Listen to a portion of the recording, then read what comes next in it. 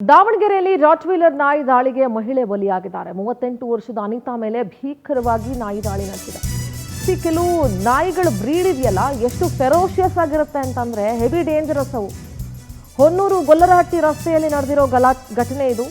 ನಾಯಿ ದಾಳಿಗೆ ಸುತ್ತಮುತ್ತಲಿನ ಗ್ರಾಮಸ್ಥರು ಬೆಚ್ಚಿ ಬಿದ್ದಿದ್ದಾರೆ.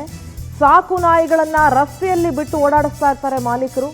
ಆಸ್ಪತ್ರೆಗೆ ಕರ್ಕೊಂಡು ಹೋಗಬೇಕಾದ್ರೆ ಮಹಿಳೆ ಅನಿತಾ ಮೃತಪಟ್ಟಿದ್ದಾರೆ. Rottweiler is a very ferocious breed. ಅದು ಕೆಲವರು ಮನೇಲಿ ಸಾಕೊಂಡಿರ್ತಾರೆ. ಆ ಮನೆಯವರನ್ನ ಬಿಟ್ಟು ಬೇರೆ ಯಾರು ಅದ್ರ ಹತ್ರ ಹೋಗೋಕ್ಕೂ ಆಗಲ್ಲ, ಯಾರು ಮುಟ್ಟಕ್ಕೂ ಆಗಲ್ಲ. ನೋಡಿ, 38 ವರ್ಷದ ಅನಿತಾ ಮೇಲೆ ಭೀಕರವಾಗಿ ಆ ನಾಯಿ ದಾಳಿ ನಡೆಸಿದೆ. ಹೊನ್ನೂರು ಗೊಲ್ಲರಹಟ್ಟಿ ರಸ್ತೆಯಲ್ಲಿ ನಡೆದಿರೋ ಘಟನೆ ಇದು.